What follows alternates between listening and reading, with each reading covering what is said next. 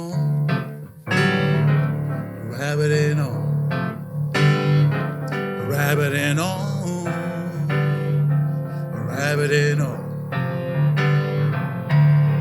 3 rabbis, maybe a guest, doing what rabbis do best. Rabbiting, rabbiting, rabbiting, rabbiting on.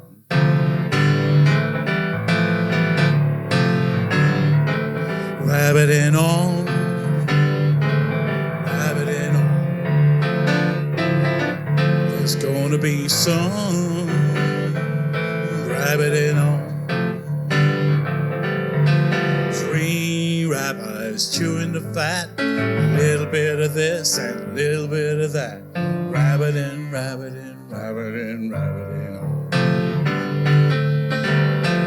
Robin and Debbi and Miriam, 3 rabbis, 4 opinions, sorting out the right from the wrong.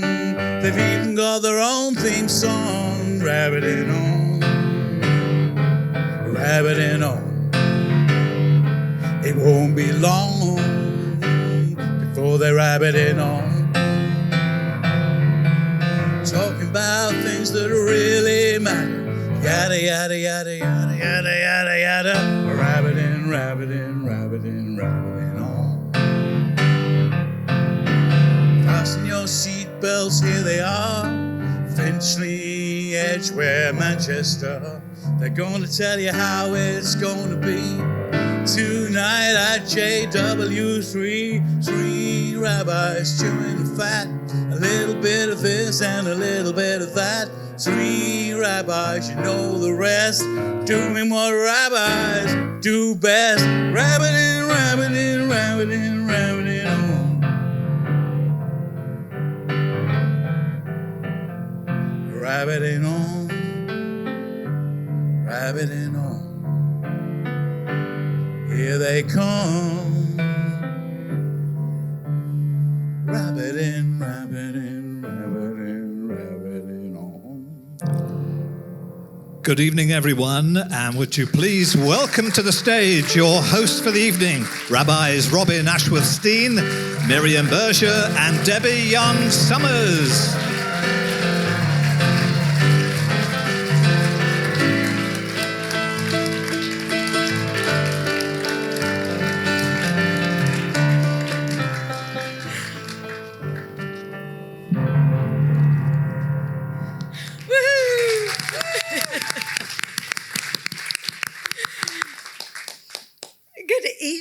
Everybody, welcome to Rabbiting On. This feels completely bonkers for us and also incredible and fun. So to those people in the room, a huge, huge thank you for joining us here at JW3. For those people who are listening later on social media, we know you're out there and we look forward to hearing from you. And for all those people that booked tickets and then have been texting us all afternoon going, I'm so sorry, I meant to come, but we hope you're feeling better. And, you know, when your son says, well, if it was a football-themed podcast, then it might have been worth the late night. Then you start to worry, right? But we're going to have a great time. We're going to have a lovely chat. And if you want to post anything about this evening, please do use the hashtag #RabbitingOnPodcast. Nice to see you. Hello, Debbi. Hello, Robin. Hello. I feel like it'll make me more comfortable if I'm like, can we all please stand for Matt or Vu? I feel like we'd be like much more in our zone. If you're doing page numbers, what will we do? Yeah, I don't know. Yeah. You definitely don't need 3 sets of page numbers. Oh, lovely. Lovely. This evening, we are going to be talking about love, about relationships, with a view to thinking about the future generations and how or if they're going to be Jewish. Nothing big then. But why this topic? Why didn't we just do something fun and frivolous? And did we decide to do it the week that the census data came out on purpose? The census data that we haven't looked at properly. Yeah, I think, knowing that I'm the serious type, this like plagues me a lot, this question. I'm sure it all does, of like, why are we doing what we're doing? Everyone talks about Jewish continuity, but Jewish continuity for what? what are we building? Why do we want our kids or friends or, family to be part of the communities we're building? And I think we've got some real questions to answer at the moment. So I'm like quite up for getting into it, but also having a bit of fun as well. Very important. Let go, have fun. I think there's a lot about what we carry from the past and also what we want to kind of send out into the future. And how do we do that in our own families, in our communities? Kind of what's our responsibility to kind of care about that future rather than being in the moment? And is that future only about Judaism? Are there other things that we want to be mindful of preserving within our Judaism, but also beyond that? The climate crisis, for example, pretty important stuff to tie our Judaism into if we want to think about the future, if we want to have a world to practice our Judaism in, as well as people practicing that Judaism. It's a question that I've done lots of thinking about. And 20 years ago, I was like, we must never talk about the Holocaust in Jewish places because we have to have positive identity. We need to find the good reasons to be Jewish, to identify and to celebrate what it is to be Jewish. And this last year, I went on March of the Living and have spent loads of time talking about the Holocaust, and it's actually a really kind of interesting shift of thought in myself, I suppose, as we're this generation now that's going to inherit those stories that won't be told unless we're telling them. So that tension, I suppose, between the past, but also wanting a future that's built for the positive and not for that past. Especially not one built on guilt and just making sure you do this because otherwise, God forbid, what will we be doing? Yeah. I think for me, I would love us to be building a Judaism that is really radical in the way that I think, because as progressive Jews, we celebrate a lot that we're, LGBTQIA friendly, we do same-sex marriage. I'm like, that's from quite a while back now. Like, of course we're doing that. Why wouldn't we be doing that? And what could we be doing now? Talking about anti-poverty, anti-racism, capitalism, colonialism. I really want to start having conversations like that in communities and really challenging ourselves, because I think the rabbis that I came into wanting to be a rabbi were radical, were the first. Rabbi Jackie Tabik, that was the most amazing episode we did with her. The story she shared of really breaking barriers, really doing things where she was able to break open institutions and people's minds and imagination. And I wonder what we're doing now in our communities to open people's imagination to what could be, what is the next step. So it's like a challenge, I think, for us. And I think we've got some new language to find and new ways of being as well. So a big part of what we're going to be talking about tonight are relationships and what those look like and how we celebrate them, but also community and friendship and love and romance and family, all these different ways that we be with each other and hopefully start to think about creating whatever the future looks like. And that isn't necessarily man, woman, 2.4 children. But our texts are a really helpful place for us to start. So we've been challenged to try and be a bit Jewish for a while. Do you guys have a sort of favourite go-to text for what it speaks to you about Jewish continuity and relationships and love and those sorts of things? I do. Go on, Robin. Robin. No, me? A text? No. So I think that the reason relationships matter so much in talking about Jewish continuity is that the world that we live in, I feel, is very primed to be individualistic and, consumerist. And I play into that all the time. And what I love about community and Judaism is that we always demanded more of being in contact with the other, being in relationship. And communities are a really countercultural way of being in the world. So kind of my go-to text thinking about all of this when we were chatting before was about Genesis. It's not good for a person to be alone. So we've always obviously been taught that in a way of, a man and a woman getting married, and then populating the world with all their offspring. That doesn't work for me at all as a teaching. But there is something in it inherently about it's not good for a person to be alone. And as I've been saying all afternoon to everyone who will listen, I am actually an introvert. So this is really hard. And I have to be reminded that it's really good to be with other people, even though I think it won't be. And always, when I'm ever been in community and been around, I come out feeling better.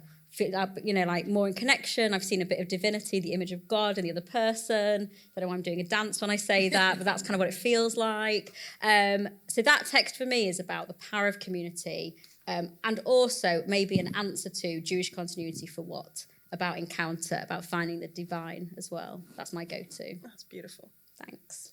How about you, Miriam?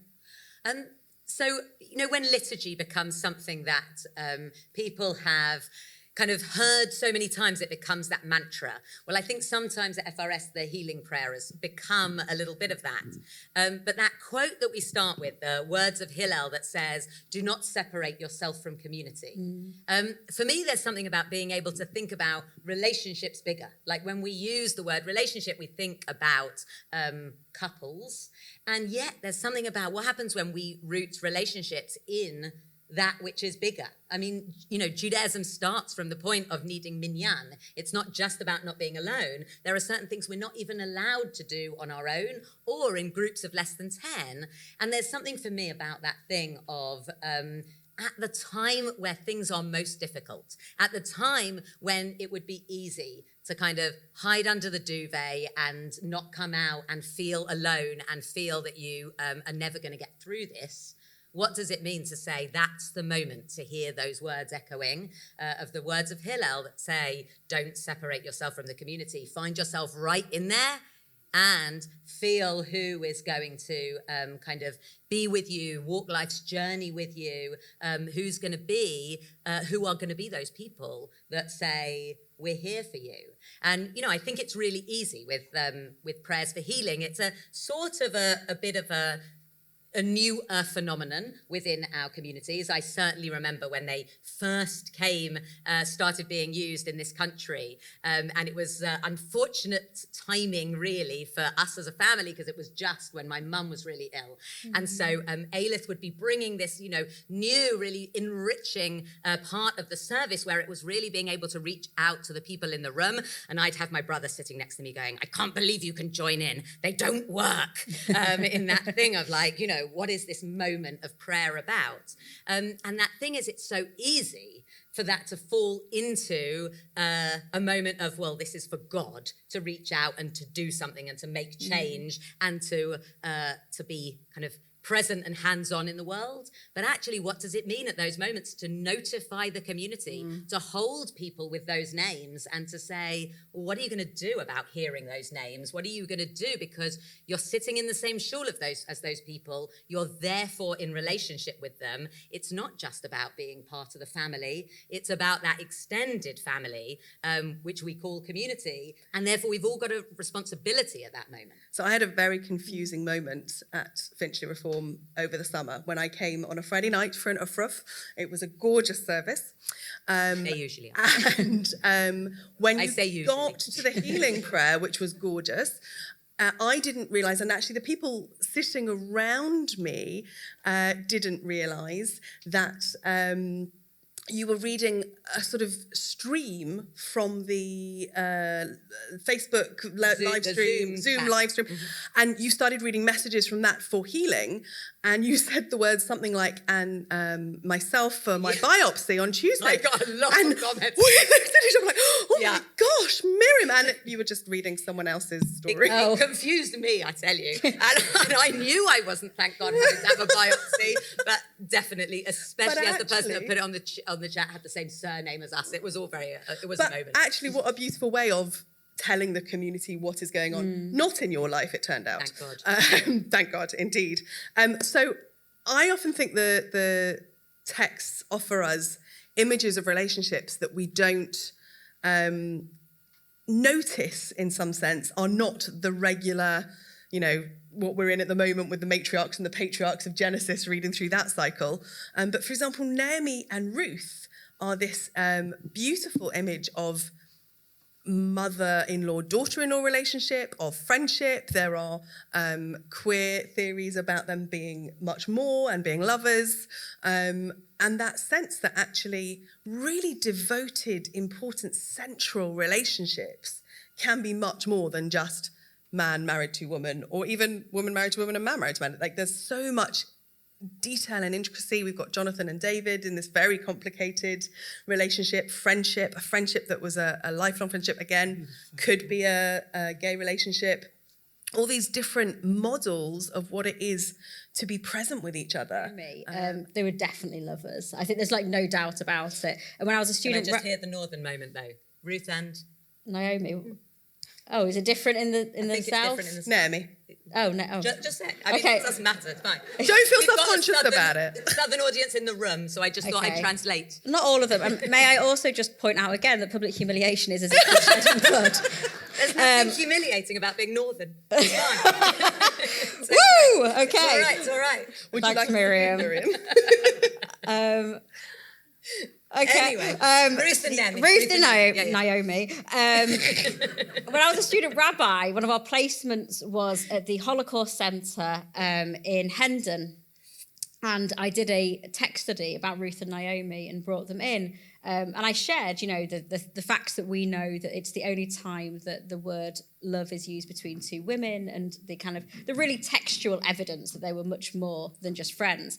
And all the women who were studying with me said, of course they are. Of course that's what's going on. And they could just see it from the text. But we really need mirroring in our texts and in our synagogue, spaces where you can walk in and say, this room was created with me in mind. This text tells my story. And it's all there. It's just all been hidden. And we lift up other parts and don't talk publicly. So I'm all up for you celebrating Ruth and Naomi and Jonathan and David and everything in between. Yeah. And actually also that people don't have to be lovers to have meaningful relationships. Mm-hmm. Maybe they were. But actually friendships can also be a really important part of Jewish continuity, of community life, of building who we are in the world. Yeah. And for me, what community does in terms of relationship is build cross-generational relationships that I think you don't necessarily always get. Even at school, you're only allowed to talk to the people in your year group. You wouldn't dream of speaking to someone younger than you, kind of thing. But somehow what community models is it's not about how old you are or about when you happen to be going through a life cycle moment in the same way as somebody else. It's actually just about walking life's journey and therefore doing it in those multi-generational moments like Ruth and Naomi. Yeah, but I have to say, I'll go back to it's not good for a person to be alone. I find community is really hard. This kind of come by our moment of relationships and community and holding and the healing, which is gorgeous and what we aspire to be. I find community very difficult, she says as a community rabbi. But just being in it anyway, people are complicated. People aren't always skillful in what they say or how they say it. And part of why I am committed to being in community is because I feel that if you can play out that within your kind of chosen family or your kind of safe people that you've known for years, or you come every Shabbat, we've got more of a chance out there. Hopefully out there is also in there, so I'm not reading too many binaries, but we have a better chance of having those hard conversations, which are so missing, the nuance that we seem to be missing in every single public conversation that's happening. And that's why I love our conversations, because I feel like we can always talk to that nuance of what it is. But I think that that's partly why community, and why I always hear the healing prayer that you put together as a demand, the Hillel, do not separate yourself from the community. However hard it is, you shouldn't leave. Don't leave. If you get upset, talk to the person. If this space isn't for you, reflect on what's going on for you. Go to therapy. Therapy is great, just to say, love therapy. But yeah, I just think that's all part of and Jewish continuity of this, why it's so important is to invest in the relationships, have the hard conversations as well. Yeah. Rabbi Laura Jana Klausner once said that being in community is about learning to sit next to someone who drives you absolutely mad. Yeah. And actually learning to navigate those relationships and create something together despite the differences. Yeah. And that is the challenge often. Yeah. And if you grow that up, right, if community is that microcosm of community that you're talking about, what happens when you scale that up into a world where people can live alongside people that absolutely drive them mad? It could be a very different place. Mm-hmm. And it's interesting, you mentioned just before that we've had the fortuitous time of realizing that the census results have just come out, and JPR have just published their initial findings of what it means to have been looking at the Jewish population through the results of the census. And the Institute for Jewish Policy Research has taken us on quite a meander in terms of, I think it's quite interesting that they've begun by saying, actually, we're not really quite sure what we can determine from these facts. On the face of it, we are relieved to know that the Jewish community has grown in comparison with the figures published in 2011.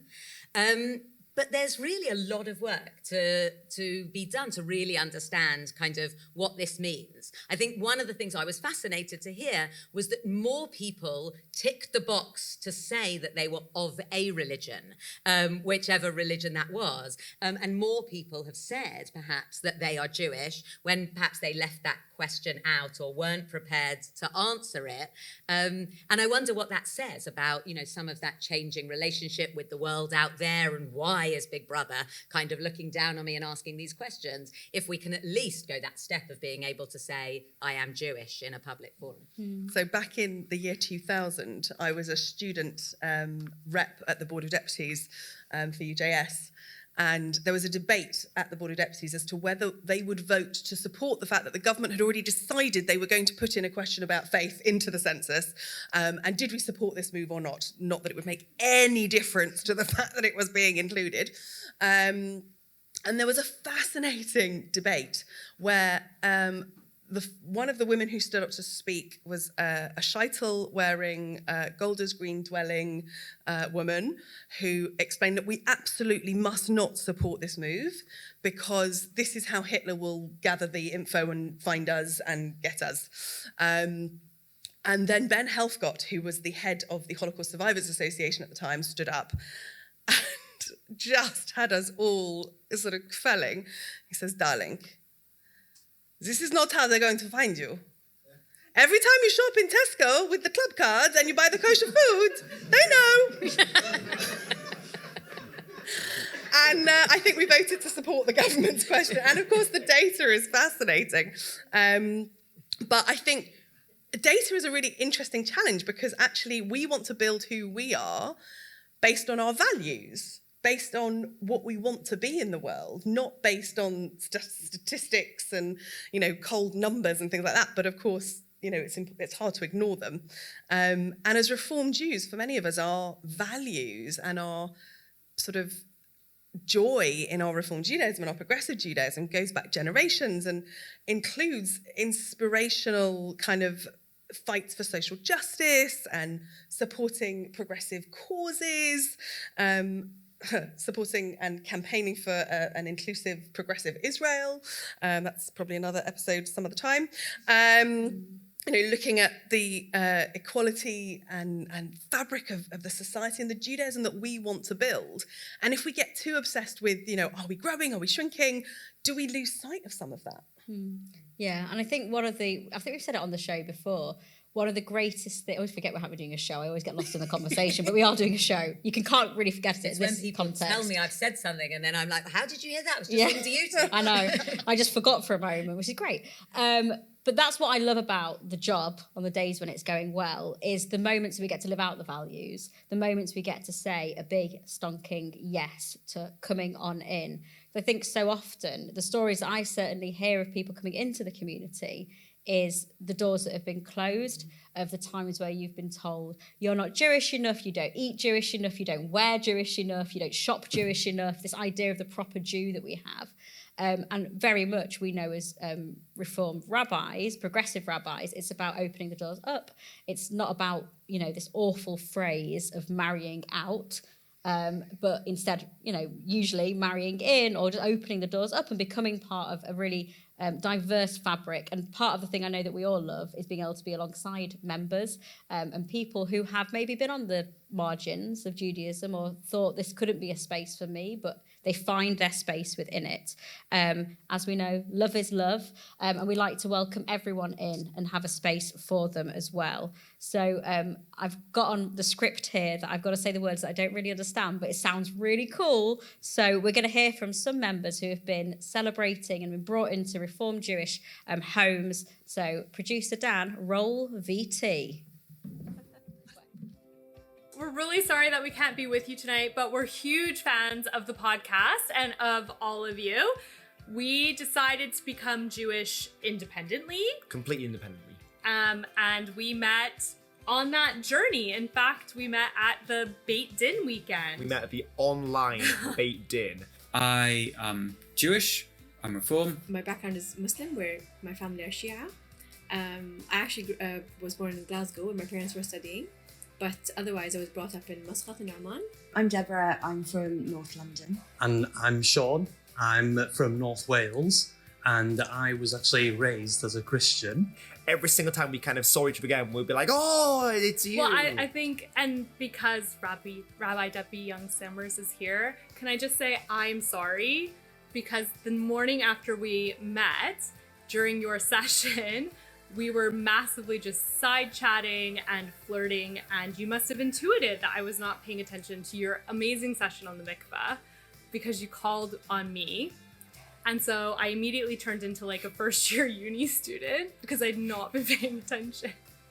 And I pretended that I couldn't unmute my mic, which is probably an all-time low for me. And so I'm really sorry. We have very different interpretations of what a big wedding is. Sean's interpretation of big is 80 people.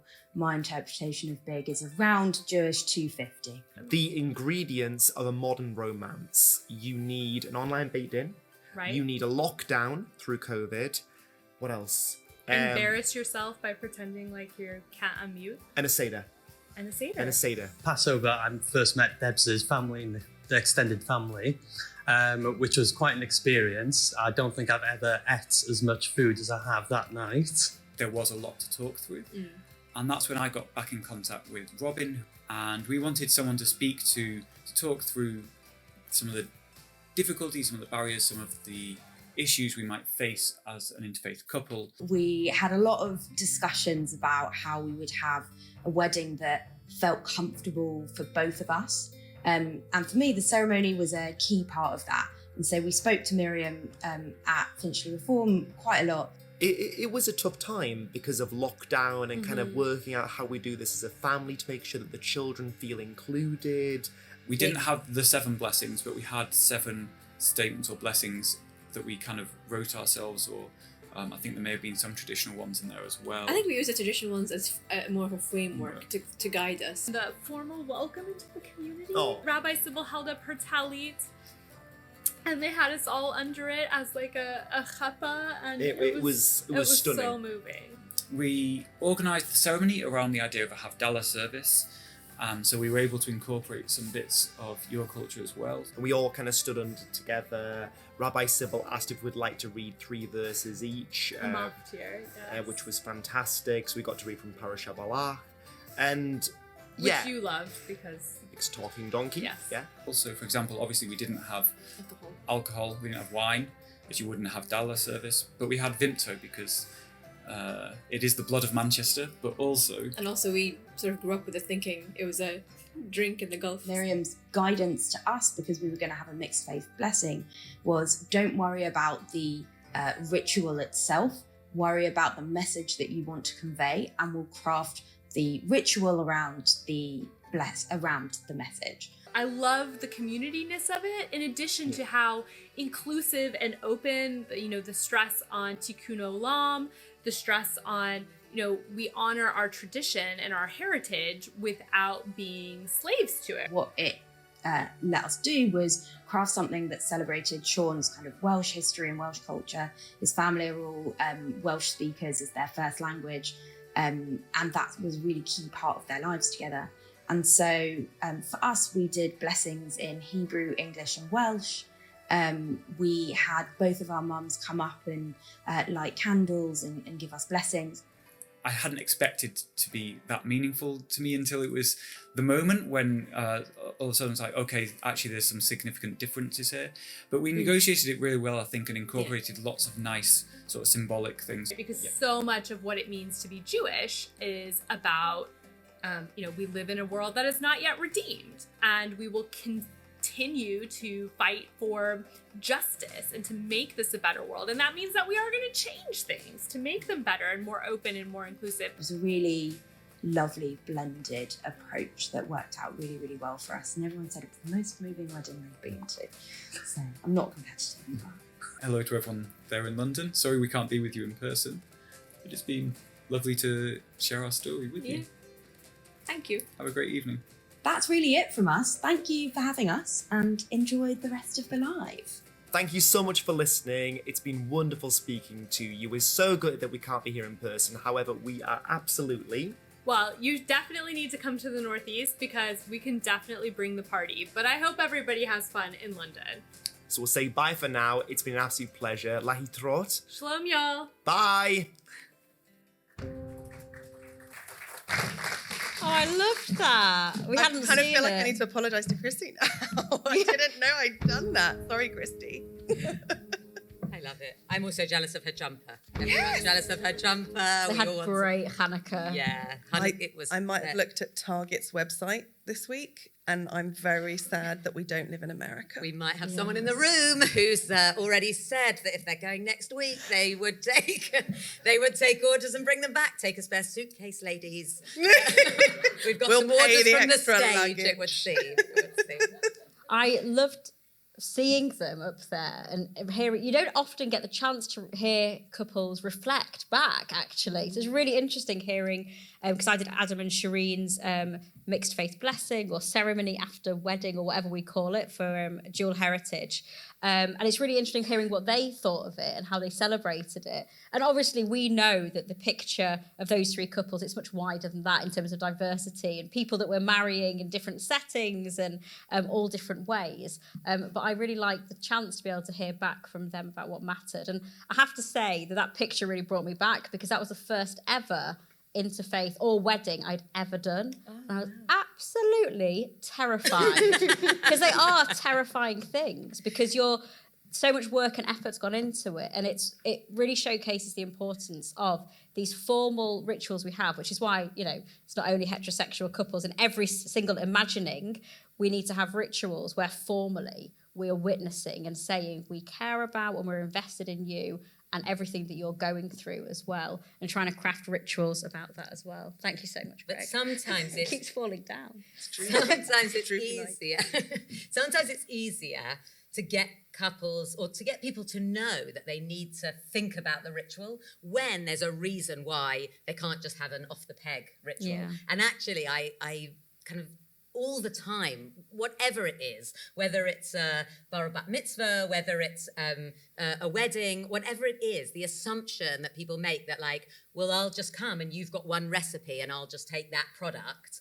I always try and push that thing of, but why? Why are you doing this? What do you want it to mean? Because then we can create something. And I love the opportunity to get creative in those ways and to be able to say, let's not repeat something you've seen and think because this is, your child's bar or bat mitzvah, it has to look like that. Let's do what's right for your child and let's imagine together how we mark this moment for them.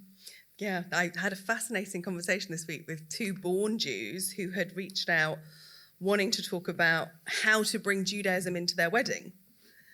And it wasn't the usual kind of, what do we do? How do we get married? What's a Jewish wedding? It was how do we incorporate the Jewish stuff into a wedding? It was so interesting as an approach from sort of left field of, okay, let's start from the beginning and see what are the options.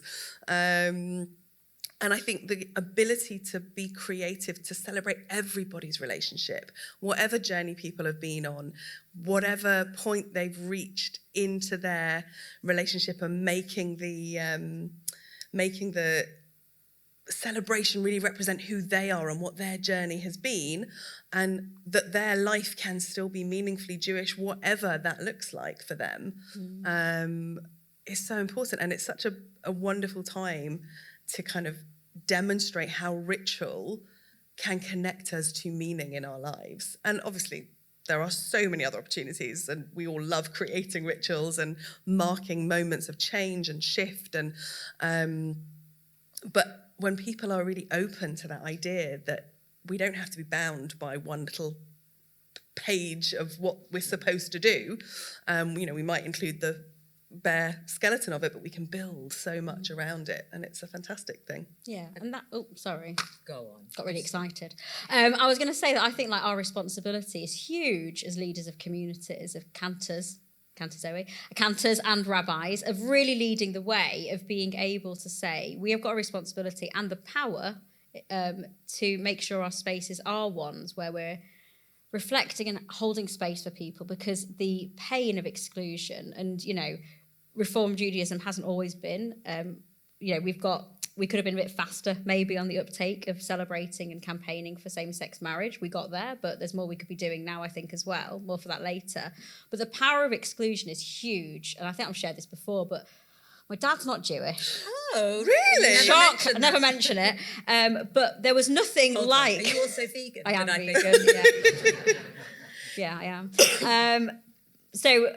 we never had the ceremonies that we've just heard about now. When my mum and dad got married all those years ago in like the East End of London in a town hall, and my mum still cries about the fact that she wasn't able to have their marriage celebrated formally because there was a closed door, there was power over here. The bimah represents power, right? And the chuppah is about who's included, who's allowed in. And she never had that, and it's so painful. Now, luckily for her, Judaism continued and thrived because she found a Reform synagogue that welcomed my dad in, got a rabbi daughter out of it, which my dad thinks is really funny still. And we're still Not committed. Funny as my dad. Yeah, that's less of a surprise. My though. parents are just horrified. Horrified. From curiosity to horror.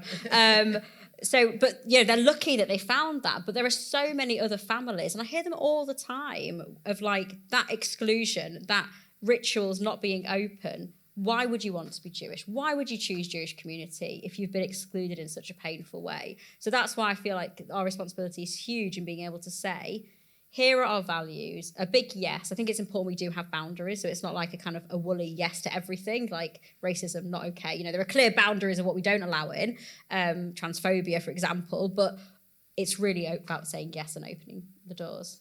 It's interesting because I think there's a piece also around, I've found I've moved within my time in the rabbinate. Like, I don't think of myself as like one of the old timers, but actually I know that there were things that I felt and were kind of part of decision-making processes kind of 16 years ago towards the end of my time at the college and in my early rabbinate, that now I very much question. I think it's one of the differences between the Reform movement and our United Synagogue counterparts, that actually the people that represent the Beit Din for the United Synagogue are not on the whole congregational rabbis as well. Their rabbinate is that their role as dayanim, as the people that are making those legislative choices and changes. And yet, the choices that you perhaps make from an intellectual and an academic standpoint of, well, this is my Judaism and this is what's right for the Jewish people, once you're faced with people, couples like that, individuals within the community, actually it's impossible not to say, hold on, how did we make this decision? It doesn't quite make sense. So for me, the big pull has been when we, as a movement, said we need to start doing mixed faith blessings for couples where only one of the people is Jewish. There was a sense that that couple could not stand under the chuppah, that the chuppah represented the Jewish wedding ceremony. At FRS, like one of our kind of pieces around doing those ceremonies is you have to have done our year Gateway to Judaism class, right? Which is exactly the same course as those people who are converting to Judaism. And the chuppah represents building a Jewish home, right? You're creating a Jewish home.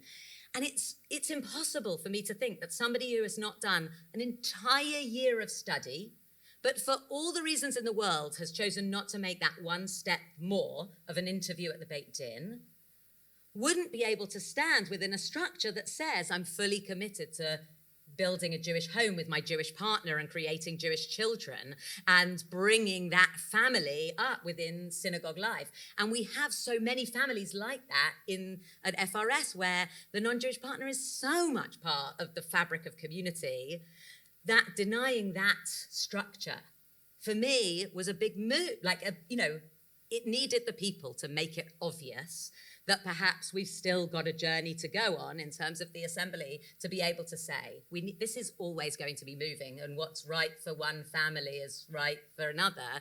But I totally understand that one of the things of being a movement is that what's right for one in one moment is not right for another community in another moment. And what might be right for one couple is not highlighted in another couple. So that discretion is so important, that piece of who are you, not what are the rules? Although in some ways the privilege of being on the Bet Din is enormous, and hearing people's stories, it's the highlight of the work, really. But at the same time, it's also an incredible privilege just thinking about what you were saying about the last, for you, 16 years, for me, 13 years, in the rabbinate, being part of that decision-making process, being part of how do we make change as a movement, as a rabbinic body, how do we study together, how do we hear each other, how do we find ways through completely opposing views sometimes to be rigorous, to be learned, and to go on that journey together to make change. That's one of the greatest joys of being in the rabbinate, really, is to be part of that drive. Yeah. And to know that we're not done, right? Of course, there's still work to be done, because if we were done, we'd be reformed. And as I always say to my Christian colleagues, we're not reformed, because that would mean we're finished. Yeah. I think I try and be a mini Miriam, but I was told by one of your congregants, don't ever try to be like Miriam, because you'll never, just because you're so wonderful. Oh, in a good way. Don't try to be like her. In a good way. You're your own woman. No, in a You're good your own way. person. Yeah. And you Everyone always... should be more Robin. Oh, thanks. More Miriam. So one of the things you did when I followed you around as a student rabbi... In a good way. In a good way. Not like a laptop kind of No, or a stalker. No, in a completely normal way. You would always say to, and I think you kind of already said it a bit, with couples where you're able to craft something that isn't off the peg, that it's much harder work, that you've really got to analyse each thing, as Debbi was just saying, and ask the questions of it. So I don't, and I need to rethink this, offer a chuppah to couples, interfaith couples, dual heritage couples, however we call them. Partly because it's that challenge of what are you building, together. But you'll think, this conversation helps move things along as it always does. But a good example is Adam and Shereen. They had a circle of stones. So we talked about the significance of what a stone is in Judaism, because obviously it has connotations around funerals and mourning, but also about enduring, of what does remain, of what carries on. And I went straight to Jacob's ladder with his head at the pillow, the stone of the pillow of Jacob's ladder. Oh, there you ladder. go. Great. Time. You see, stone. Yeah. But those are the conversations that come out. I'll have that conversation with the next couple. And they had thank you, Miriam. They had everyone in the community, their friends and family, put a stone and create this circle around them. And it was so beautiful. I've had other couples, their kids hand-painted all the stones, and others with flowers or whatever it is. And actually, part of me would be sad, although I really get the reasoning of giving that up, because it's such a moment of creativity. And for them to actually put their individual stamp on what their relationship is as well. Yeah. I think the creativity of it all is part of the joy. Whoever is standing in front of you, whatever ritual they're trying to create, how can we use this incredibly rich tradition that we are gifted to weave something that's going to be meaningful for you in your moment, and to honour the feelings, the experience, the whatever it is you're bringing to the table. And Judaism helps us do that. Because actually we're not talking about creativity, we're talking about individuality. What we're saying is we hope to create a community of individuals whose Judaism needs to be right for them, rather than a Judaism of creativity, which kind of implies we'll just be creative for the sake of being creative. But also individuals who can be fully themselves and fully together. Yeah. Right? We allow everyone to be themselves within community and learn to sit next to the person who's being fully themselves in a very different way. In a very different but it's also, irritating way. It's also empowering, isn't it? If you've got, and you can really hear it in all the three couples, they've had a moment where they've had to wrestle with their Judaism and be creative and ask what the values are and what things symbolise. And I want a Judaism where everyone's empowered. I've always thought it was kind of so hysterical where people ask me for answers on things in Judaism. I get that we've studied really hard and, this is my profession. But I want everyone... And you're good at it, Robin. this is great. So I'm going to stay. Who needs a break? Let's just keep going. But like, it's amazing to have it, and hopefully B'nai Mitzvah, like any single ritual, people feel empowered to be able to go, this is my Judaism. I get to study, I get to apply it. And that's how it's going to continue, is that you find meaning in it and you find your own way with it. And it's not held by an elite over there behind closed doors, but we're all kind of creating and doing things together. So we never feel like we are an elite behind closed doors, although we do sometimes forget that people are listening. But it's impossible to feel alone tonight with all of you here. So we want to really thank all of you, but also everyone who's listening afterwards, for being part of the fabric of what it is to build Rabbiting On. We had no idea what we were doing when this started. We were just like, yeah, we'd love to spend time with each other every couple of weeks. And I think we still sometimes forget. But there is going to be an opportunity at the end of the evening for some questions, so you can spend some time thinking about what you'd like to ask and know. But in the meantime, to lubricate that thinking, you can take yourselves out to the bar, enjoy a drink, maybe even some food is still available, I don't know. And we will be delighted to see you all back very, very soon. So those people on the podcast, they'll have to turn the kettle on. Yeah. Go and make a mojito at home. Oh, challenging. Nice. We'll see you. So we'll see you very soon. Bye.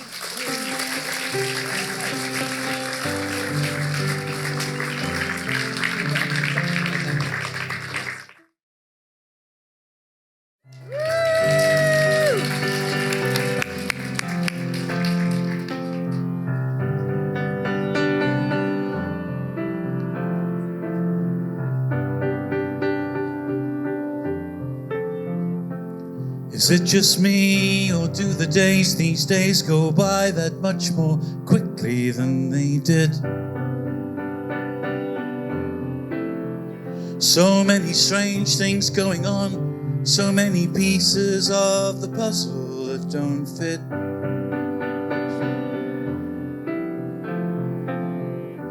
I watch the sunset on the western sea.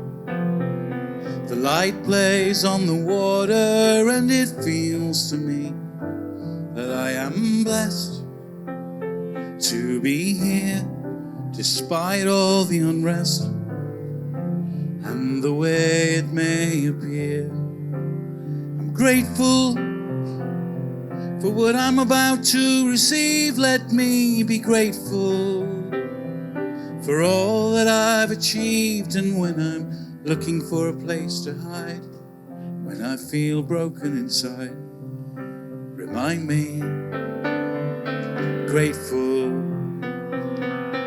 That's how I want to be.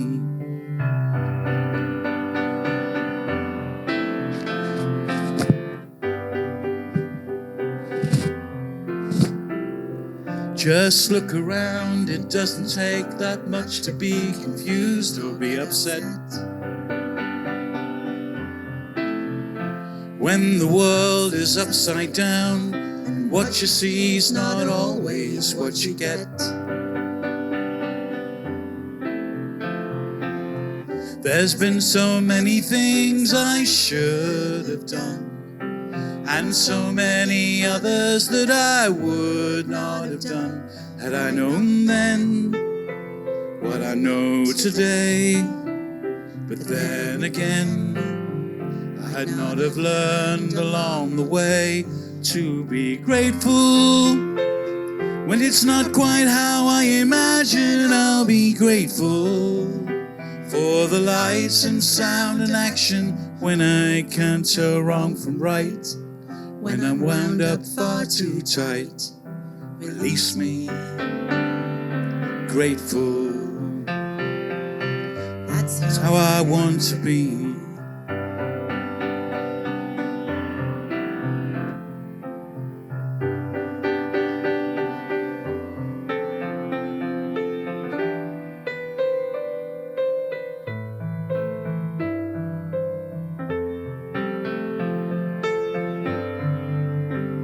How much you're pushed, how much you're pulled, how much you wish, how much you wait, how much you pray. And if you don't get what you want, then what you want's not what you needed anyway. Zoom out the camera lens and what do we see? The Earth, the Moon, the planets and the galaxy. And I am just a speck of dust, lost somewhere in my own universe. Grateful, Modernity live forever. I'll be grateful. Rabbi Lunatecha, for all that's said and done, for all that's yet to come. Help me to be grateful. Grateful. Grateful. Grateful.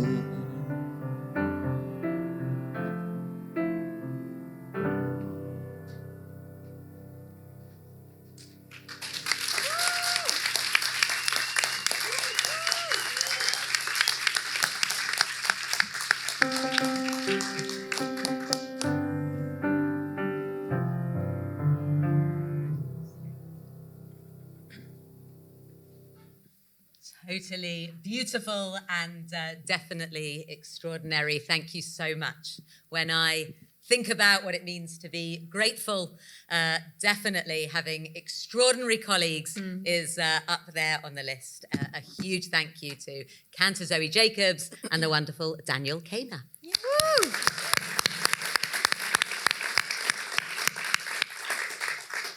Over the last 18 months, we've really enjoyed being able to invite guests onto the podcast, to be able to hear other voices and to be able to bounce off their ideas and the themes that they particularly connect to. But something pretty awesome happened last Purim because we had a remarkable guest join us on the podcast. So at the time, they were still a student rabbi, but those of you who listen regularly, you might pick up on a few details of our lives, might recognise some themes. Robin, is your dad Jewish? No, actually. And are you still a vegan? I got confused then. I was like, is he? No, he's not. You still a vegan? I'm still a vegan, yeah. And you may occasionally have heard Robin and I possibly talk about Drag Race and the fact that we're really massive fans. So we were particularly excited back at Purim when we were joined by another Drag Race superfan who made his drag presence felt with a wonderful workroom background. And we were just so pleased to have our guest with us. Yeah, and I think he could challenge our title to the biggest Drag Race super fan. And Purim Mania, we were wearing wigs. We really got into the spirit of it as well. So I'm absolutely thrilled tonight to be with one of our most wonderful colleagues. Please give it up for Rabbi Lev Taylor. Woo! I didn't know where you were coming from. There you are. He was going to fly in. I know. They had the harness all ready for him to come down the centre. I thought there was a whole room back there and that's where I was going to come from, but it's actually just a curtain. There is a room. We hate it. Yeah. Green room. We'll show you later.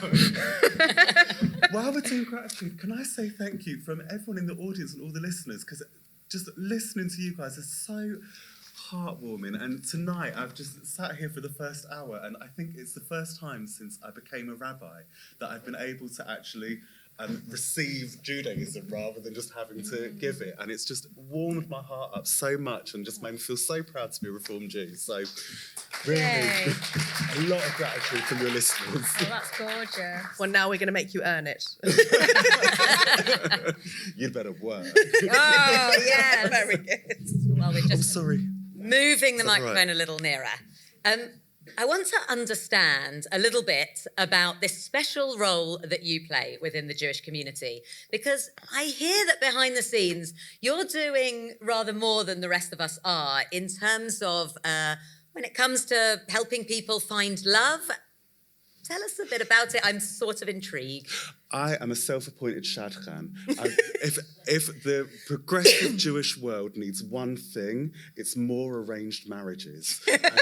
Matchmaker, matchmaker, make me a match. Find me a Are you carrying on? I wanted this to be rabbiting on the musical. No, I found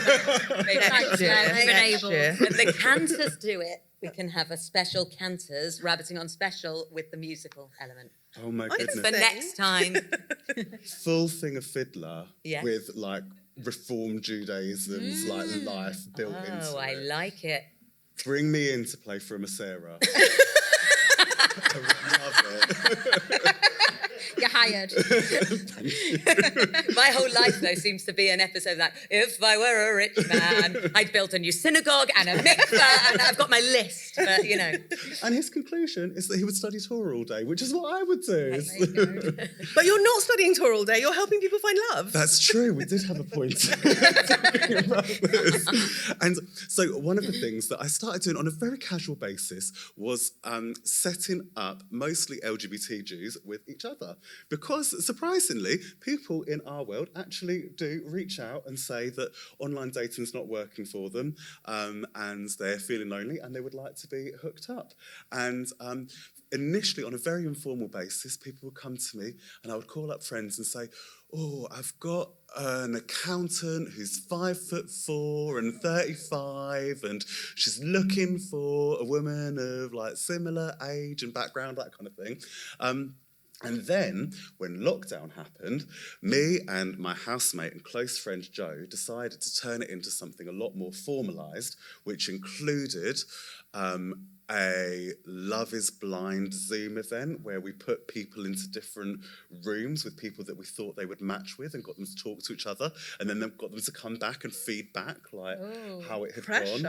There's a lot of pressure, and there was one couple that were like, we are absolutely not coming back to talk about how this went. Oh no. It was a disaster for them. And there was another couple who we'd put together who actually had already dated, which, we had asked for a list of exes, but they forgot to each other. But it was okay. I'd love to see how long some people's lists were. Whole membership lists worth of communities. Absolutely, yeah. It was okay because they were friends, and they actually turned it into a whole joke, and it was brilliant. And we also did a matchmaking thing where people filled out forms and we put people together. Some of those are couples that are still going now. So technically, you've earned your place in heaven now because it's 3 couples and you're sorted. It's 3 weddings, isn't it? I just thought it was 3 couples. Oh, really? Have you not had? I mean, are they not the same? What do you mean? Have a couple that hasn't got married. But I'm sure you're going to heaven anyway, love. Yeah, if that's my place in Olam Haba secured, then I'm perfectly happy. I've got some very happy congregants who you brought together, who are doing very well. And it's always funny because I do get people come up to me and say, I'm actually looking for someone, can you help? And I say, have I got a rabbi for you?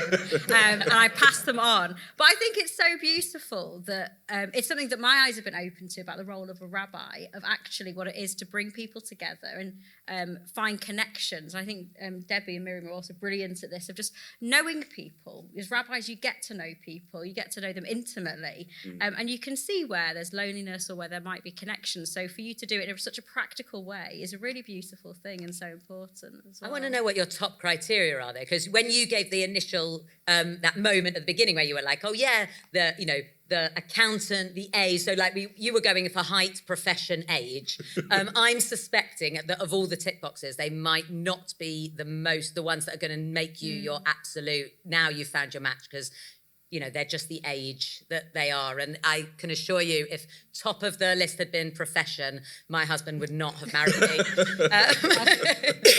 I would never have got with me either. Right. So my question is, what should be on the list if people are not looking for a rabbi? Do you know what? I just ask, what are you looking for? And have a very open-ended conversation about what they're looking for in a relationship. The great thing about being a rabbi is you can ask people the questions that nobody else gets to ask, like, do you want to be monogamous? Are you okay with dating a trans person? Yeah. How do you feel about distance? Do you actually want to live together? Do you actually want to have children? All those kinds of questions. Yeah. And build up a profile of what they're looking for. And then that person might well match up with somebody that I've has already talked to me, or might not, in which case I'll sort of bank them and find out more about them. And so it's more about having two people that are actually looking for each other and don't know that they're looking for each other, which is actually, it's a very Jewish tradition. Bereshit Rabbah has this idea that in the beginning, human beings were one dimorphic human, some of which were male-female, some of which were male-male, and some of which were female-female, and that at the point of creation, Eve was not cut from Adam's rib, but the first human being was cut in half, and now we spend our lives looking literally for that other half that is going to make us complete. And so, and I do sometimes think that you see couples get together and you think, yeah, maybe you did know each other in a previous life. Although the calm to my neuroses. I struggle a bit with that image of two people making each other complete. That, I am half a person without my partner. Not that my partner's not wonderful, he is, but I think I'm a whole person anyway. And that idea that we need someone else to complete us, I think actually can lead us into trouble, no? Very true. Yeah, very true. I think probably the bit that we would want to problematise as progressive Jews and feminists is this bit that it's got to be two. I don't think that people are whole on their own, but people are also incredibly lonely. And the way that people can find love and find relationships is going to be so diverse. I honestly see nothing wrong with saying, if you're just looking for a one-night stand, we'll find somebody that's also looking for a one-night stand with you. If you're looking to be with 3 or 4 partners, we'll find that. If you're just looking for friends to build community with, we'll help you find that. I think there's that piece, I think, is really important to draw out. That sense that actually, I think when we even talk and use the word relationship, it's immediately, there's certain connotations attached.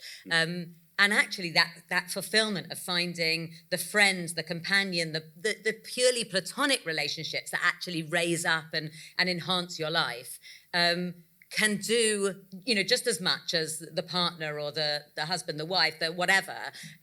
There's something around that sense of being able to use the concept of relationship and know that we're often looking for many people in our lives. And perhaps that's part of the problem of the 1 + 1 = 1, right? It's that sense of actually no one person can easily be everything to another, right? We need all sorts of different things from different people, and acknowledging that, right, this is my partner and my lover, but actually I have friendship over here and I have crafting over there, and I don't, no one person can be the answer to everything, I think.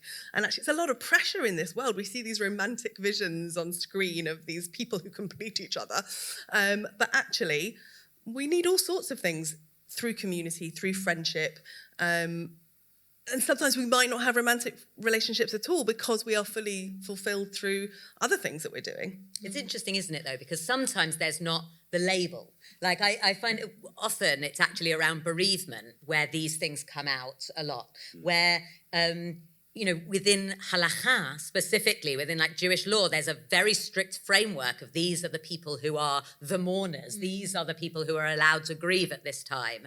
And actually, it's often the time where we unpack those relationships where you can't hear my label. Like, my label doesn't tell you how devastated I am by this loss. And we kind of listen out for it in bereavement. And sometimes we've missed it during life because we're so conditioned to understand the labels of somebody. That it's, in a way, we need, as rabbis and community builders, to constantly be trying to kind of find what the relationship is rather than what the association is with the name, the title, the label. And how to celebrate it as well. I know producer Dan really cares about this, and he was being, talking before, he was like really fired up about finding spaces where you can honour friendships. And we don't really do it religiously, do we? Or ritually in synagogue. I've never seen it done, of how to celebrate it properly. And it's so important. And you really made me, when you said about finding out at bereavement, I did a funeral this week for just the gentlest of women, just this beautiful soul. And she had no family. They found a very distant family through some air hunters. And we shared at the graveside stories about her. And I asked people there, and all of her friends, she had friends who visited her. She was quite vulnerable, but she had lots of friends who visited her and told us stories. And it was in those moments where you really realise that, the 7 mourners that we're meant to have doesn't go anywhere close to talking about friendships. And I know for me, my Manchester friends have known me particularly since I was like 11 wanting to be a rabbi. I mean, there's like a continuum, so I haven't changed that much. But they remember things about me that I don't remember. They've like been to my childhood home. They've, my first boyfriend. They remember everything up until now. And there's something about being witnessed by friends that you don't quite get with a partner in the same way. And I wonder how we can try and honour that. And it's really cool to hear with the matchmaking that actually that can be part of it as well, of finding friendships, because friends are really hard to find as well the older you get, I find. I think we need, so Debbi and Andrew were wondering what they were going to do this summer, of their 3rd summer without a wedding. That you'd have had, Cantor Zoe managed to do 2 weddings in 2 years because of lockdown, to the same man. Lucky man. But now I'm thinking maybe this summer David could officiate at the ceremony of Zoe and I, just to be able to do that friendship ceremony, and David, you're on. You've got the gig. Yeah. It's so interesting. This week I've been reading a book by an old friend called Abolish the Family, which is, from the title you can guess it's so provocative. And I went in thinking, I'm not going to agree with any of this. But one of the points that she makes is actually the family as an institution doesn't really exist. It's an unattainable ideal. This idea that everybody is going to have 2.4 children and be raised by 2 exclusive carers just isn't true, doesn't match onto our lives. We have friends, we have aunts, we have uncles, I grew up with cousins, we have, neighbours who all form part of what actually is the caring networks of real lived society. And we don't acknowledge that or treat that as important as it is. God, that's so painful, actually, in a great way to hear, because we talked about the boxes before of like what it is to be Jewish or what it is to be in the box. And I know, like, having all the fertility issues that I've had that we've kind of shared stories about, there is this idea of this is what it should look like. And when you're not in that box, for whatever reason, it is so painful. So it's great, like, to have a rabbi say things like that. I appreciate of breaking it down. And knowing, like, I've always been really struck by the Talmudic phrase or story. It comes out of a story of chevruta or matuta, friendship or death. And this feeling of that's how extreme it is. Again, it's not good for a person to be alone, of having someone to talk to share things with and be in deep dialogue. And it has to be one of our most powerful principles, really, or ways of being. Chevruta meaning partnership or friendship, traditionally just one person to be able to kind of talk to and dialogue with. And actually the model that we're gifted of Chevruta, that's the most common term given to Chevruta these days, is of studying in a partnership. So one person and one person, the root chaver is friend, but actually the guiding principle is that we should try and learn with someone who is a friend, a chaver, a chevruta, but someone who is different to us, because then they'll challenge us. They'll help us think differently. And I suppose that's also a really core part of what it is to be in relationship, but also what it is to create Jewish continuity, right? If we want a community that's robust and that can exist in a world that's going to challenge it and work out in every generation, what does this mean for me, as the page of the Talmud does, Chevruta and the core of friendship that comes through learning together and challenging each other, disagreeing with each other, that's really important. But maybe that's why I don't mind so much the concept that Lev started with of this, like, 2 halves of the whole within a relationship.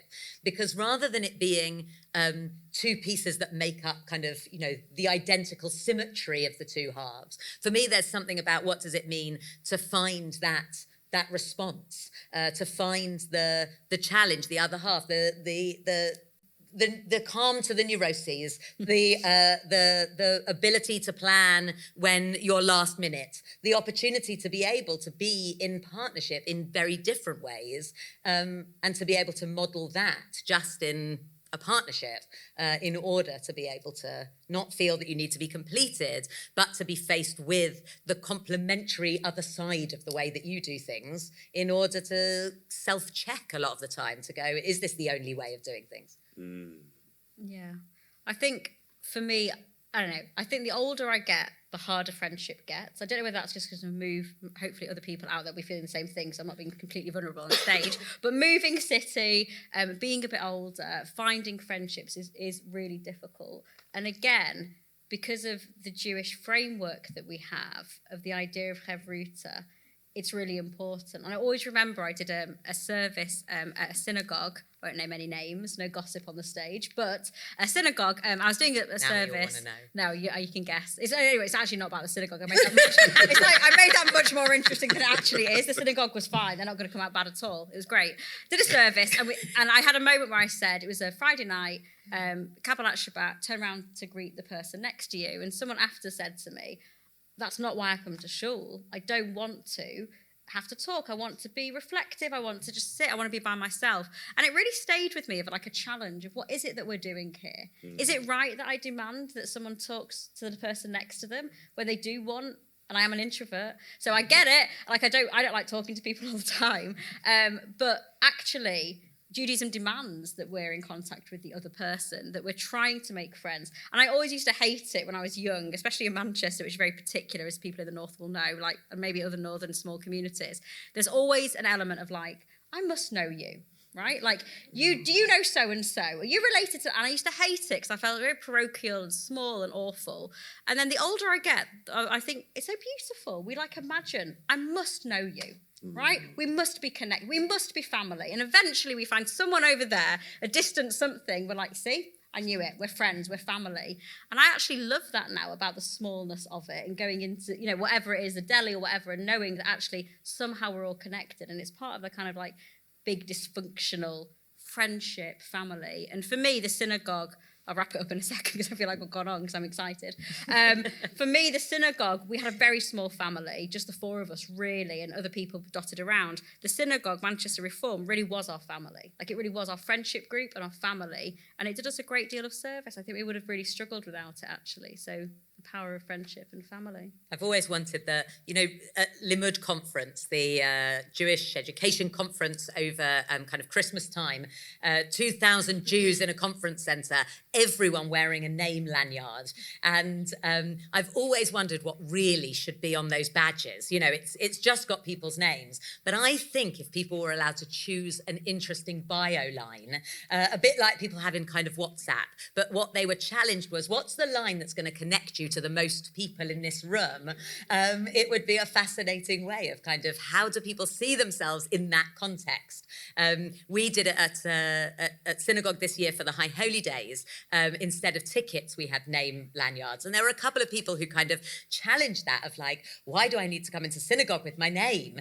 And being able to say to them, but with your name comes people being able to say, oh, you're the person who, or oh, you're so-and-so's. And actually it gave that sort of immediate, I meant to know who you are because now I know your name. I definitely think in the Jewish community it would help me enormously if everyone had name badge and bio line. Yeah. The other thing that I found happening more and more in terms of these strange distances of connection, a few years ago we did a DNA tests. Just because we're curious, just wanted to know, see if it affirms the family stories, which it basically did. A couple of surprises. Ooh. But we, all the time, I get these emails saying, we found DNA matches for you. And every now and then, there'll be like a 1.3% DNA connection to someone I know, someone I'm very good friends with sometimes. Because Jews and incest probably. And it's kind of this fascinating moment of, we've been friends for all these years, but we're actually connected in different ways as well. And then we have a lot of people who are approaching conversion and are always really fascinated to discover if they have some Jewish heritage and they want to show you that I've got some DNA. And it's kind of that sense of, well, actually, it's not the DNA that makes you Jewish. Although, don't you get the emails I get emails from the community all the time. 98% Ashkenazi Jew. It's like, I was excited about the bit that wasn't Ashkenazi. Right, people email all the time to see how they, just to tell me how Jewish they are according to those DNA tests. I love it. I've got nothing to compare it with. I don't know how Jewish someone should be on one of those DNA tests, but they email It's not the DNA that makes you Jewish. It's, are we doing Jewish? Right? There might still be hundreds of thousands of Jews in 50 years' time with Jewish DNA, but if they're not doing Jewish, what's the point? Well, then they become the equivalent of the museum synagogues that you go and visit when you're on holiday. It's the most depressing thing ever. More than happy to visit lovely European cities and walk around beautiful churches, but unused synagogues that have just become museums are so depressing. It's awful. The last thing I want is for us as people to be, well, I hold the DNA, but I don't like the Shabbat candles. There's nothing to it. No. I got to tell you, I so agree with Debbie. We're a train of tradition, not of transmission. But I did feel a moment of pride when I discovered that me and my boyfriend are related. if you go back to the 17th century, I'm glad you clarified. We've got a common ancestor centuries ago. I love that. We know that, and part of what we're talking about is that we honour all the relationships that going back to the 17th century included, that we uplift and honour them as well. And what I've just thought as well, as we kind of come towards our question and answer, is that you are actually Rabbi Heart. You're like Rabbi Love, your name. I only just discovered it this second. I was like, oh, this is what you do. You're Rabbi Love. You're meant to be. Oh, Lev means heart. Producer Dan tells me, yes, that's why I'm saying it. So you're Rabbi Heart, which I think is brilliant. But I think it needs to be. There we go. Then you think it needs to be Rabbi Love. And you could have maybe been a doctor. You need to get PhDs just so you can be the Rabbi Lev doctor. It's We'll get you a PhD. The Rabbi of Love. Yeah. I like to say that the applications for Shidduchin are Lev letters. Oh, Lev letter. Oh, that's great. So if people do want to apply, Lev, if people do want to apply, swamp find me a partner, afterwards. how do they find you? I can't wait. Find me on social media. Get me on my blog and my email. Come talk to me here. I'm very excited. Great, we can get it started. Because I'm in the audience. I've already got some takers in the audience. Exactly. Fantastic. We might be. We do. Oh, really? Great, actually. So thank you, Rabbi Love, for being with us and for all the matches you're about to make in the audience. We said we'd make you work for it. So you're with us, you're all with us too in the audience and online, of course. And so many of you write in and tell us what you enjoy and ask questions, and we really do love that because we are doing it because we want to be in conversation, in community as well. And so many of you have been with us from the beginning as well, which is great. So I think we'll open up for a couple of questions. We've got some microphones around. So if anyone has a question to kick us off, it would be great to hear from you. Great. Is that on? Is it on? Oh, is it on? I mean, we can hear you, but the podcast needs to hear. But the podcast can't hear you. Podcast. Oh my gosh, I'm turning. And when you do get a mic, just introduce yourself. First name is fine, but we're lovely to. Favourite ice cream. So everyone knows who you are. Hello. And the bio line, yeah. What would your bio line be? So my name's Charlotte. Hi. Hi, Charlotte. And thank you for tonight's discussion. The question I would like to ask is, if you could change something in Jewish law, what would it be? Great question. I'd see no reason why we shouldn't honour whatever kinds of formulations of relationships people want to get themselves into. Nice. I feel like we need a whole episode on this. It's so interesting. Because it really does. It's a challenging thing because we're in a box of what it looks like to be in relationships. So I'd love to talk about that more. Mine's not maybe so radical, and it's in a good way, but I love radical. So now I'm upset mine's not so radical. Is that I wish we went further with patrilineal descent within progressive Judaism. It upsets me greatly when I have to say to people, yes, we recognise if your father is Jewish, you are Jewish. However, we do have quite a process. So I need you to tick these boxes, and actually you do need to do a bit of study, and then we can take you to the Beit Din. I would love just to be able to, and I know it's kind of complicated, and a lot of discussions came before me that you went through, but I wish we could just say, great, you've got a Jewish parent, come on in. So maybe a bit radical. Yeah, ish. I think yours is more likely to get achieved soon. Right, okay, fine. I think mine's actually not around Jewish law changing, but around the transmission of how things got to us today. Like, I get frustrated by us thinking we're some kind of sort of fringe kind of alternative. You know, it's often when I go into kind of cross-denominational spaces and, you know, I'm wearing a kippah, for instance, or somebody will come to FRS who isn't used to being in a reform environment and be like, oh, you wear a talit, kind of, you know, those moments. And for me, therefore, it's not about the rule itself. We were never excluded as women from wearing a talit, but we've got this baggage of how it's come down through to make us look like we're these radical fringe, no pun intended with the sit-sit, nice. kind of radicals, when actually we're not. We're just going, you know, it was always meant to be this way. You know, maybe it's all about transmission and how it got to us rather than the rules itself and where we come from. My answer would almost be a continuation of that in a way. Which it's like we'd planned it. We could have. we didn't need to. But the word halakha, the root halach, is to go. It's a way, it's a route, it's a journey. And we somehow, like, if you look at Jewish history and at Jewish texts, that I love studying Talmud because it is so diverse and so changeable. And in every generation, the commentators are asking, how do we do this now? What does this mean today? You know, the Tosafot quite regularly call Rashi an idiot because they don't like what he said and how he did it 200 years earlier. So we're going to change it and we're going to say it's this way. The idea that halakha is one fixed point is a myth. That's only been around for 200 or 300 years. So I think I'd love to liberate us from the idea that halakha is one set path, but an understanding that halakha is a sort of long distance marathon, I guess, that we are all on together trying to find our ways and, you know, rooting ourselves in the authenticity of being part of that ancient Jewish tradition of saying, how do we do this now? Nice. Great. And you hear that song. V'nomar amen. Do we have another question? I saw a hand go up somewhere. Oh, there's one at the front here. Thank you. I'm Sharon. So I have a question which is probably going from the learned to the trivial. But before that, I want to say, did you say drag racer? Drag race. Drag race. What does that mean?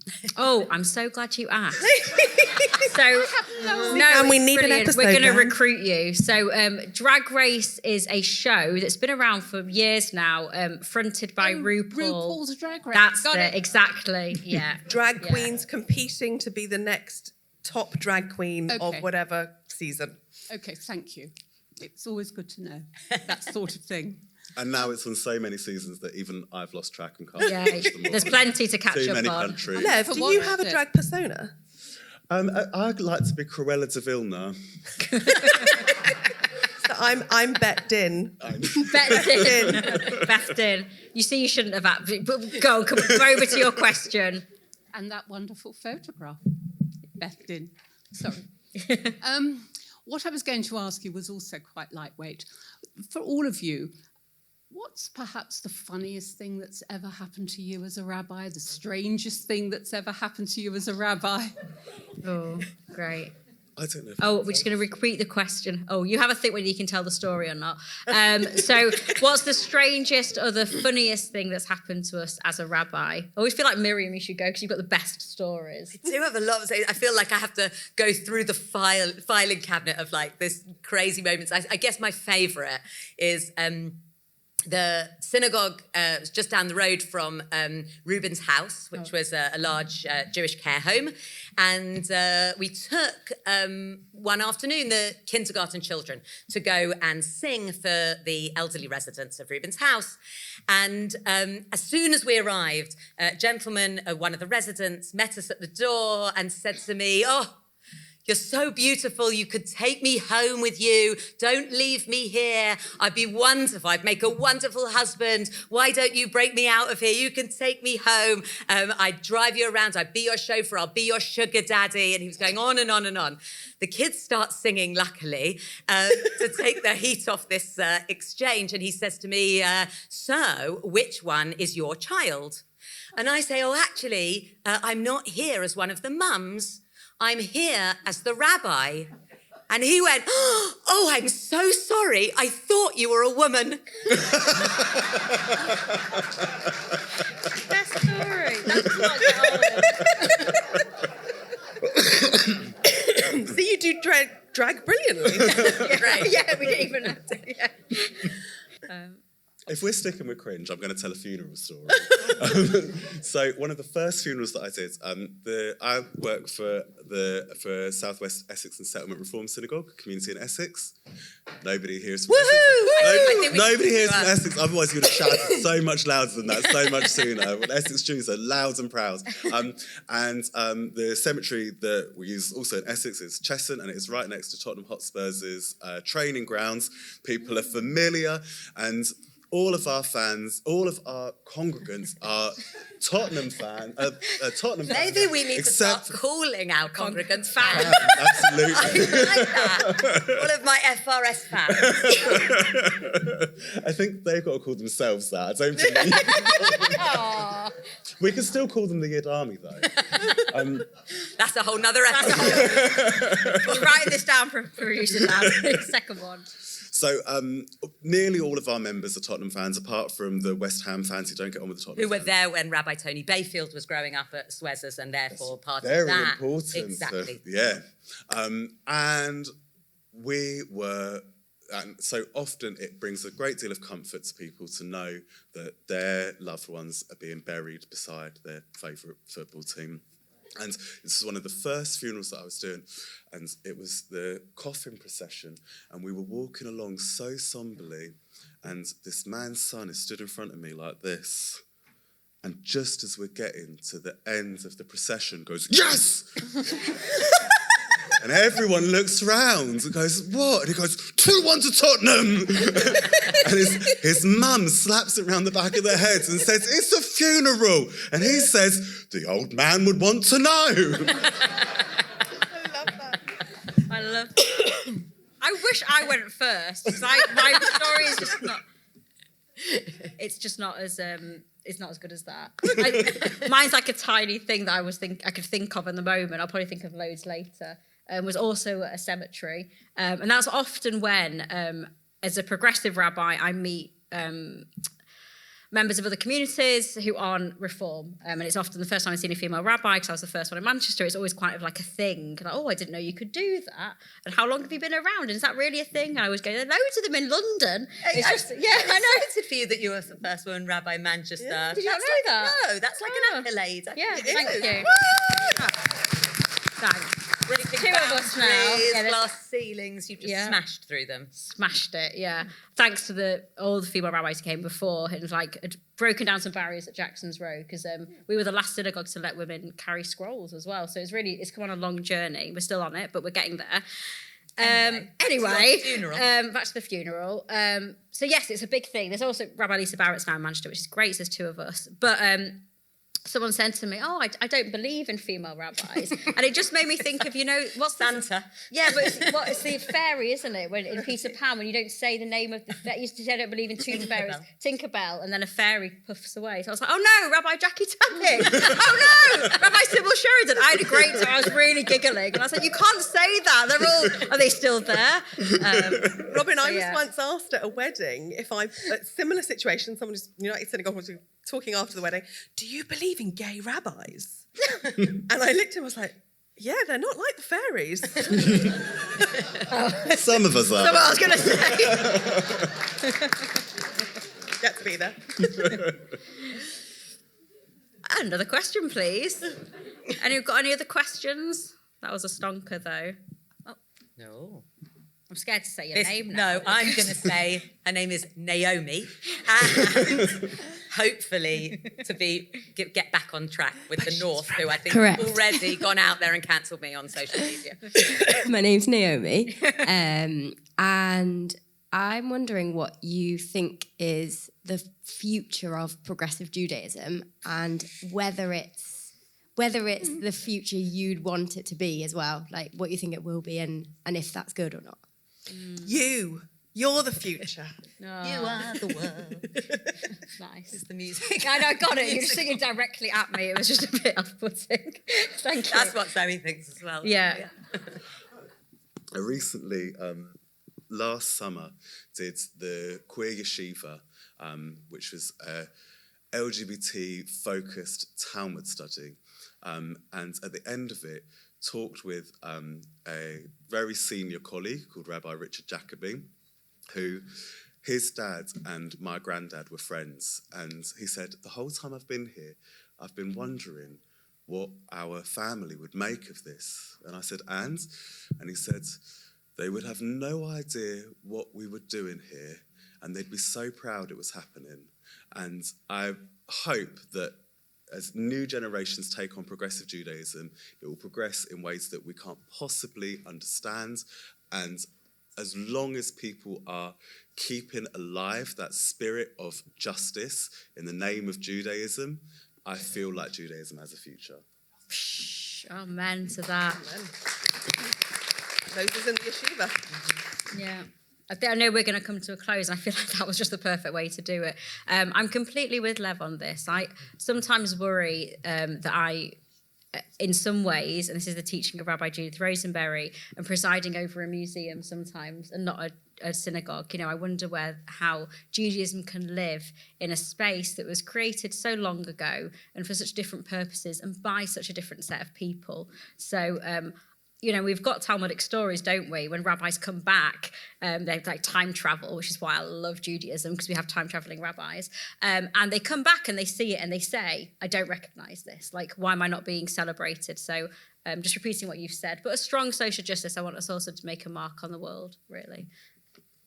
So I wasn't really joking when I said you are the future, because actually every single one of us is creating a Jewish future every day by choosing to opt in, by putting our bums on the seats, by getting involved, by being volunteers, by choosing to make a meaningful ritual for the moment that we need to mark Jewishly. And that is what keeps Judaism vibrant and alive. It's each and every one of us making it ours and owning it for ourselves, not delegating our Judaism to someone else to do for us, but saying, this is mine and I'm going to do it and I'm going to keep it alive in the way that is most meaningful to me. And for me, that's the best part of the job, is getting to help people find ways that they can do that. Nice. And I think I would say that we come from a time where Judaism was happening kind of inside sort of high walls and closed doors, behind closed doors, and part of very insular communities. And for me, the future of progressive Judaism is about this ability to be fully present in the world and to be able to see ourselves within the particularistic kind of characteristics of Judaism. And in that sense, I mean it through the rituals that kind of link us in that chain of tradition. And that kind of, we've got our own language and our own way, but within this very universalistic kind of sense of being fully present out there and in the world and in the public domain. And for me, I think the future of progressive Judaism is as kind of far away from the shtetl mindset as possible, whilst being able to see that chain of tradition. And so, however different it may feel and however different it may look, to be able to both look behind us and see where we've come from and to look forward and know where we're going, but to see ourselves very much on that continuum.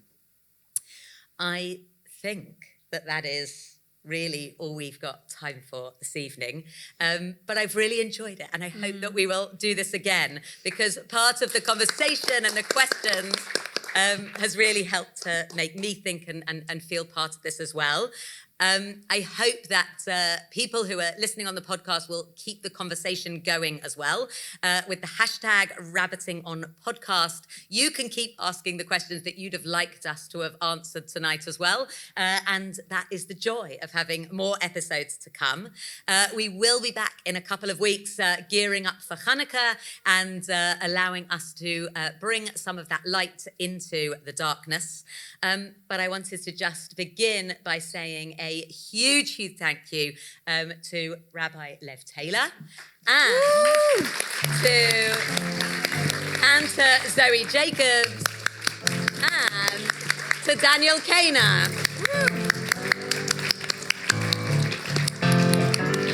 Rabbiting on, rabbiting on, rabbiting on, rabbiting on.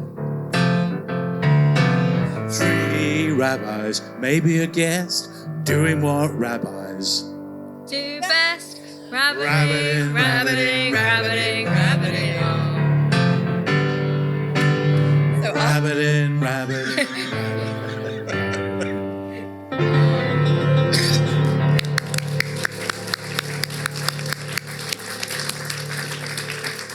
So before you all make your way home, we want to also say a huge thank you to the Movement for Reformed Judaism, who have created this podcast, who continue to support it, and who let us come together every couple of weeks and chew the fat together. We are so grateful to our MRJ for doing that. Also, huge thanks, as always, to producer Dan,